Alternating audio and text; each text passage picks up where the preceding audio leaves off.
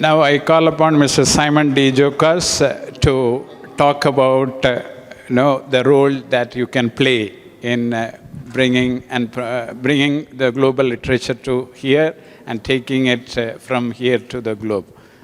Well, hello? Yeah. I think, first of all, we have to define what is the International Publishers Association's purpose and reason for existing. Maybe some people are not familiar with the International Publishers Association.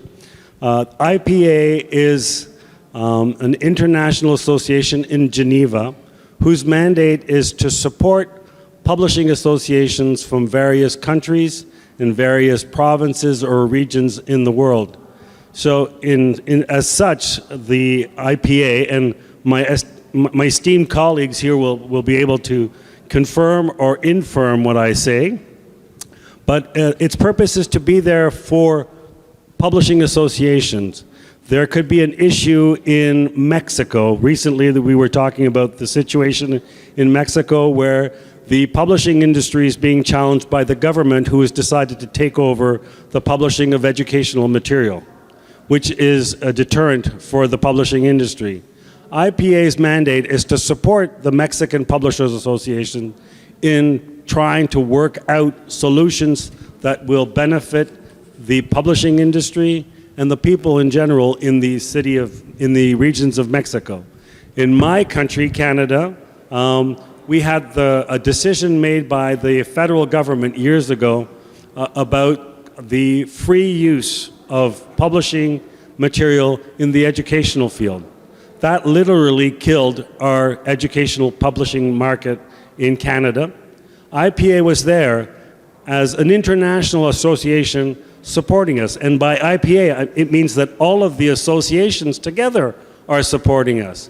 So in terms of supporting what's happening here in Tamil, I think the question is, how can IPA help you? Should be the right question rather than what can we do to help you? What can we do to help you? Let us know how we can be of any help. That's the first question. Maybe you want to add something to that? Yeah, I agree to Simon, because what we do normally when we use IPA, well, Mabop, Malaysian Book Publishers Association, just re-entered IPA in 2018, I believe, and only in 2022 that we became a full member. The reason being was that it's one of the support that we can get to counter whatever the government is doing, basically. So like what is said, especially when it comes to textbooks, academic books. So whenever the government does a certain policy that we want to, it's difficult to go against them. So what we do is that we get IPA's help. So that's why for the past 2 years, we managed to organize this Educational Publishers Forum. So so instead of fighting the government, let's educate the government using IPA. So let's let the government be on the same par as what we want them to be, so that there will be a help later when we talk. We'll be on the same wavelength. So we are talking on the same facts that both of us know, rather than them not doing anything and we just want to fight them. So on that basis, IPA did really help in opening up doors to us and getting all the speakers where we don't have to pay a single cent. And we can get all the staff of the education ministry to be there for free to listen to the talk. So that is one of the things that we managed to get IPA to help us. Yeah. And on that subject, I mean, the whole question of pirating in the publishing industry in certain parts of the world is more problematic than in others. I mean, there are some cities in Africa where on the street, in front of the publishing houses, they are selling fake copies. I was in Nepal just a couple of weeks ago, and my publishing friend would say, look at these two books. This one's pirated, this one's the real one. You wouldn't be able to tell the difference. IPA's mandate is also to be a watchdog in terms of protecting copyright and the rights of the publishers, and also, we often talk about publishers, but the authors. There are people who are helping the publishers be publishers. They're called authors and illustrators, and their work we want to respect to the highest level as publishers, and IPA also protects authors through the work that they do. I think that's clear. And the other thing that IPA has as a mandate also is being a watchdog in terms of oppression and repression of publishers around the world. We have a prize. I also sit on the Freedom to Publish committee, and that committee has the specific mandate to ask publishing associations around the world if there's anything happening in their country or in a neighboring country where things are clearly not to par, where people are being oppressed because they're just publishers, because they're publishing things that their government or others are trying to stop them. And so that's another thing where IPA is extremely important. Well, I have no experience working with IPA directly, but I mean, when it comes to the community publishers without borders, our main aim is to spread the voices further, because usually the IPA's communication goes to the respective PAs, but somehow we get involved and pick up that information and send it to the independent publishers, editors, or whosoever is part of the group. So our main job is to, and we always have said that, and we believe in that we are completely aligned with IPA is trying to do, their policies, their structure, their take on freedom to publish, their take on copyright issues, and we feel that as a community, we just strengthen their voice sitting from outside.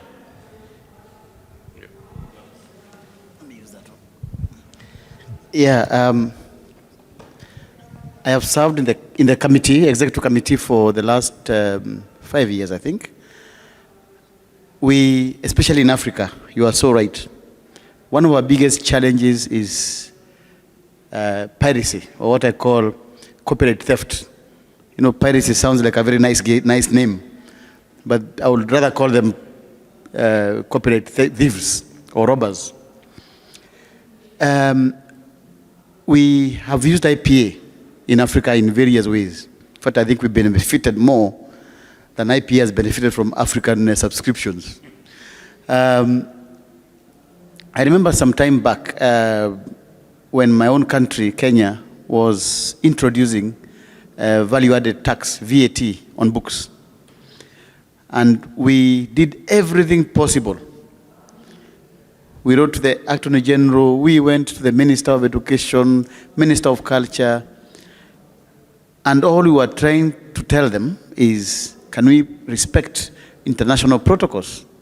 We have the Florence Agreement, which was signed, which exempts books from any mode of taxation.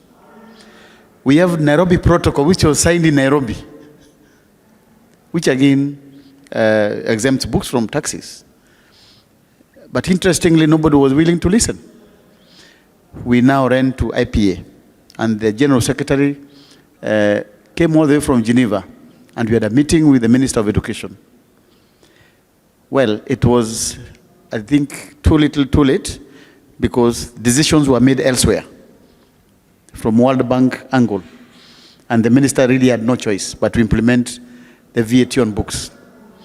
Of course, our biggest argument was the biggest customer of books in Kenya is the government. How is the government going to pay tax on itself, to itself? And so we thought that was a very compelling argument. And the minister asked us, so what is your problem? We are the ones paying the tax. What is your problem? But you see, it was a bigger challenge than that, where the parents can no longer afford the book because it is now 18% more. Actually, more than 18%. If you look at the cumulative effect of tax on books, finally it gets to around 30%. That was one instance where IPA at least did its best to try and mitigate. On a more successful note, one of our member states, one of our members from Côte d'Ivoire, Felix Dapri, because he was publishing against the government of the day, the current government as we speak, he was arrested and put in for about 6 months. Again, we reached out to IPA, and a very strong worded letter was sent to the government, and we were able to write to the various embassies through IPA, and that's what got the gentleman released from prison. Yeah. To me now, on a more important scale, which should concern all of us here, there's a lot of push to allow books to go the Canada way, to expand exemptions and limitations, so that books can be available from anywhere by anyone, which means you write a book today, publish it, and it should be available free of charge. And this push is coming, unfortunately, from a group calling itself the African Group. And they have made this presentation in Geneva at the WIPO. And they seemed like they were getting their way with it. Because again, the argument was a lot of those books are coming from outside Africa. So we should be able to get access to allow equitable use of information. A very flawed argument. Again, IPA was able to get us, actually get me, to make a very strong presentation to the African Group in Geneva. And when I went to Geneva, very surprisingly, the people calling themselves African Group, there was not a single publisher. The person from Kenya, because everybody had their own flag, the person sitting in front of a Kenyan flag was not an educationist, was not from the ministry, was not a publisher, not an author. He was somebody from the streets. I did not even know him. And so I asked him, who are you representing? Because surely you're not purporting to represent me, and you don't even know how many publishers we have in Kenya. And we made that argument. And I think, so as we speak now, that thing is stuck somewhere. They don't know how to move anymore. Because if we allow that to go through, it means today, you publish a book today, and tomorrow that book can be available to everybody free of charge. Very well-meaning, very socialistic in thinking. But then, the next question, tomorrow who is going to publish? Which author is going to author the book? And why should I author a book that is not going to benefit me in any way? So I think the work of IPA is so critical and so important, especially to upcoming publishers and authors, because then the protection is guaranteed. And from the other point of view, we have had our own challenges, even in Kenya. For those who have read Ngugi wa Thiong'o, the famous Ngugi wa Thiong'o, he left Kenya and went into exile because he wrote material that the then government thought should not be written. There was that time there was IPA, I don't think was there. It's the early 80s. It was not there, or it was not there in Africa, or it was not there in Kenya. And the gentleman had no reason, had no other thing but to run away from Kenya. He lives in the US as we speak, but he writes in our local languages. And now is when the governments are telling him, come back to Kenya, about 30, 40 years later. So the work of IPA is critically very, very, very crucial. Thank you. Yeah, one of the other issues with the government is currently the government is holding the copyright of all textbooks published by other publishers. So they open a tender for publishers to bid, and then we publish, and then copyright must be assigned to the government. So that is one of the things that happened recently, a few years ago, and we're trying to fight back because the government always says that okay, we must be producing the best textbooks for the students and all that. But while you holding the copyright, you can never get the best materials for your textbook. You can never get the best photos that you need to buy the rights of. You cannot do that. So by holding on to these copyrights, your textbook can go nowhere. You can only get materials that only the local publishers can have access to locally. They cannot buy any rights because you cannot get transfer the rights from your rights owner to the government just like that. So there's no way you're going to do that. So these are the things, these are the information that we get from IPA, from talking to other countries, listening to them by getting all these articles that they share amongst us. So these are information that we get that as what do you call it, as ammos for us to counterattack what government is doing wrong. And somehow I see the trend that is many governments have this same mentality. I don't know where they got it from, that somehow they're doing the right thing by doing that. So I don't know. We are still thinking on how to use IPA to crack their heads. I don't know. What you comment? Well, I understand what you're saying, and when you think about it, there's something very beautiful about the notion of free access to culture, right? I mean, we'd all love to be able to have free books, free access to cinema, free access to theater, free access to art galleries. I mean, we'd love for our children to never have to worry about having to pay for culture. But the problem is that thought presupposes that somebody's going to be paying the authors and the publisher who made the book and the artist who painted the paint. And I mean, if everything is free, somebody's got to pay the people who are going to be making it, just the same way that you have to pay the farmer who's been cultivating the fields. I mean, you can't say to the farmer, you know, it would be really nice if everybody got free food. Do you mind if we eat your food and not get paid for it? I mean, everybody would say that makes no sense. Could I have a free car, and do you mind if I not pay so that we can all have a free car? Nobody would agree with that. But for some reason, there's this thinking that if it's reading, it should be free. And one of the reasons that is because internet has made it free, and people think that it's free. It's never free.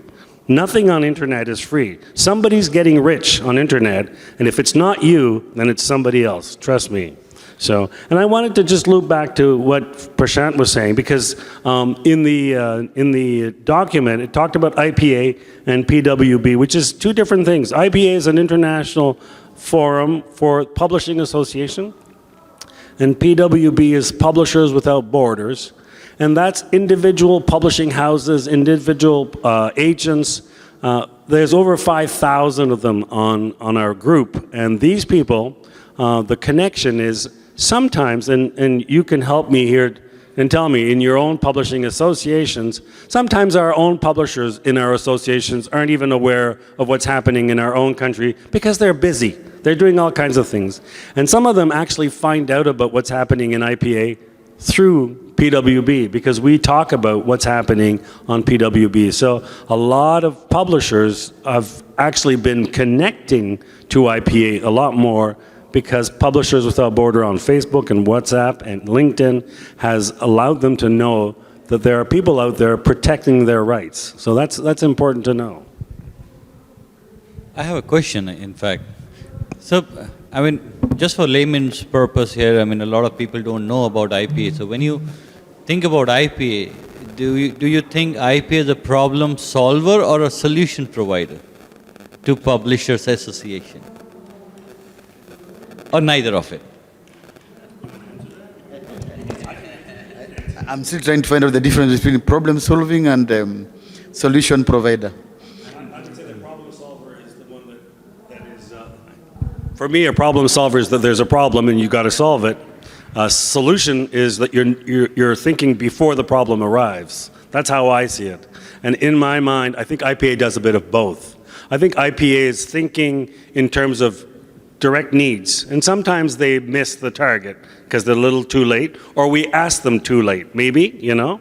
But I think IPA is also thinking about the whole notion of AI is on IPA's lips right now, because it's an issue that will come up in terms of publishing rights and publishing respect and copyright. I mean, and so I think it's a bit of both. I think they're trying to be reactive and proactive in many ways. And I'll put a real-life situation from Indian publishing, and it's a problem that we all are trying to solve it together. So there's no VAT on books in India, right? But there is a VAT on printing services, which is 18%. And the problem is because there is no VAT on books, which we sell to retail, we cannot get the drawbacks. So that is eventually making, I mean, in my opinion, books a bit expensive for the end user, and also the publishers are not making margins.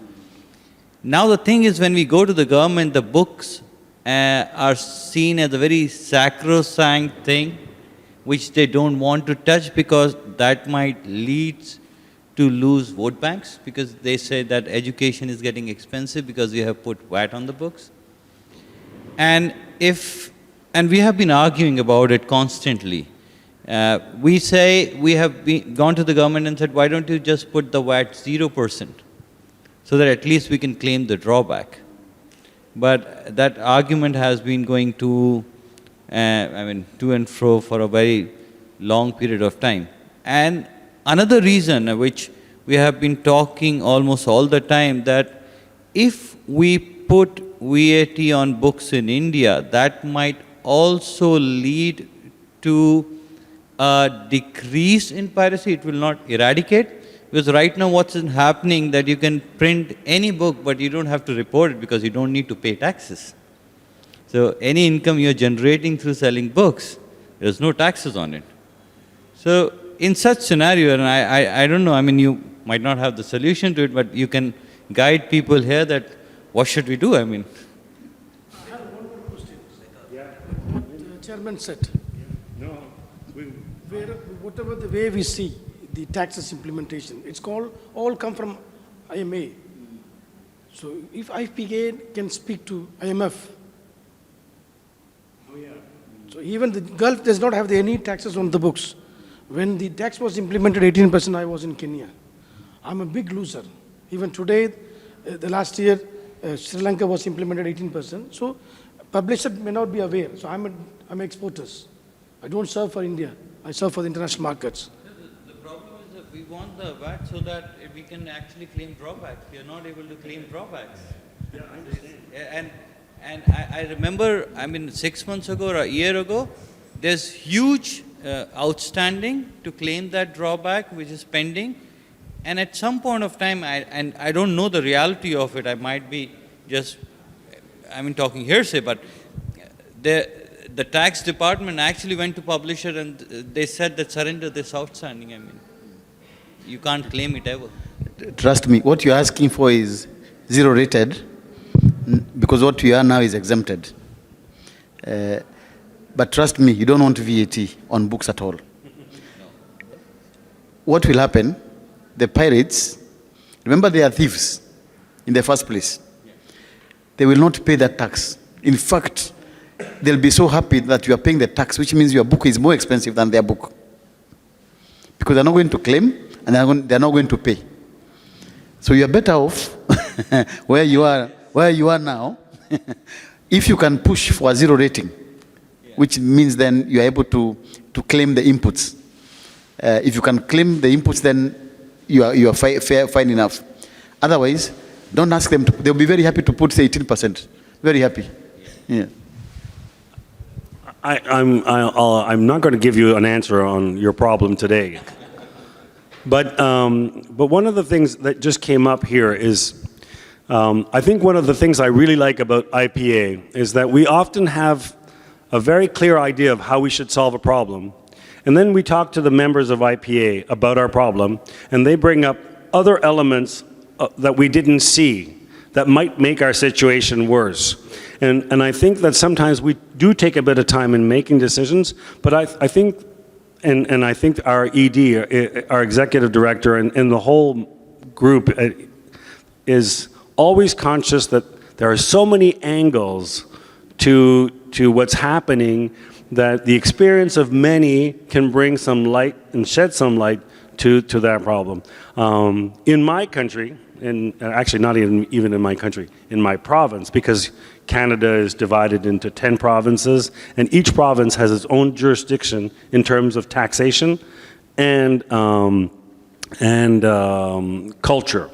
And in my province, my printer is, I'm taxed 5%, and my books are sold with the 5%. So it evens out, right? And it's not a it's not very high VAT. I mean, the VAT for us is 15 usually, but for books it's only 5. And like in France is 21, but books are at 5.5. So it works out. But see, that's one solution. And I think what we need to do, and that's where the IPA is so important, is that you have issues that concern your society, your association, or your publishing industry.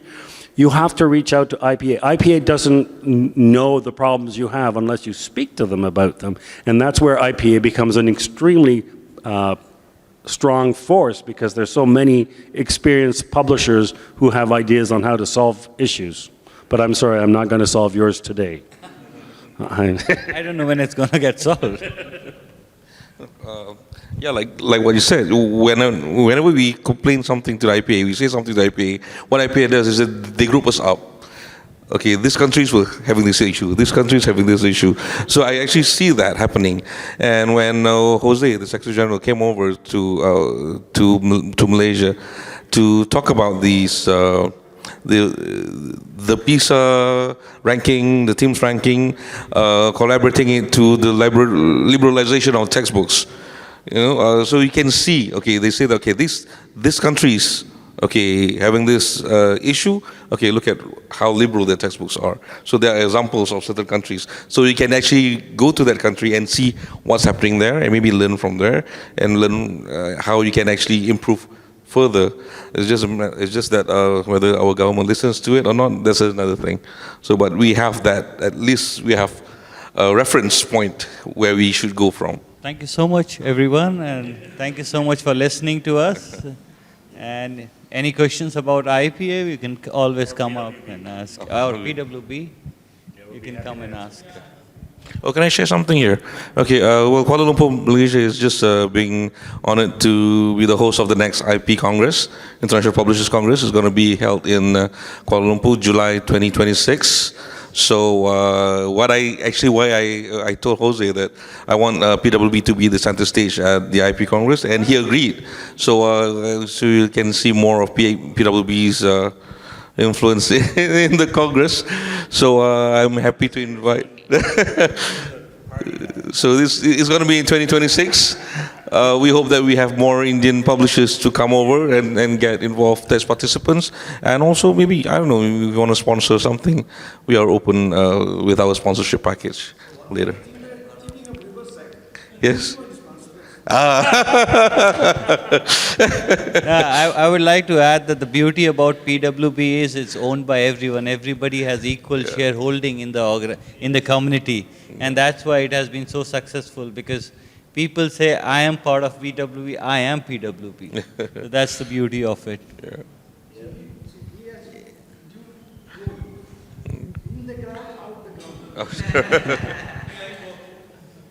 Well, Murli had a question. So Murli was asking that, what do we expect at the IPA conference, if as a publisher, if I go? Okay, all right. Well, I've been in talks for the past couple of weeks with the IPA on the programming side of the Congress, and yeah.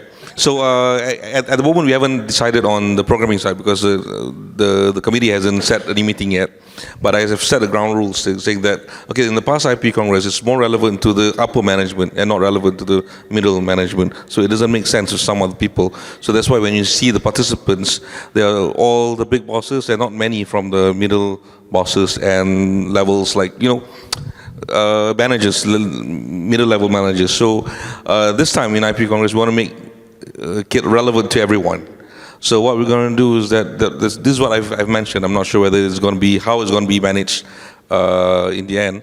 But the breakout sessions, I had asked the team to include business matching instead of just a breakout session with another talk. So we got 2 sessions. If you want to listen to the talk all the way, okay, you can listen to this talk. But if you want to do business, there's a breakout session for you to do business. So I've been in talks with the Kota Buku from Malaysia, who handles the Asian Rights Fair for Kuala Lumpur International Book Fair.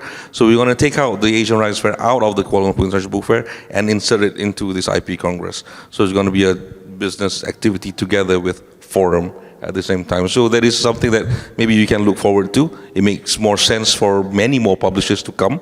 And actually by saying that, by inviting PWB into the IP Congress, what IP has said that is marvelous.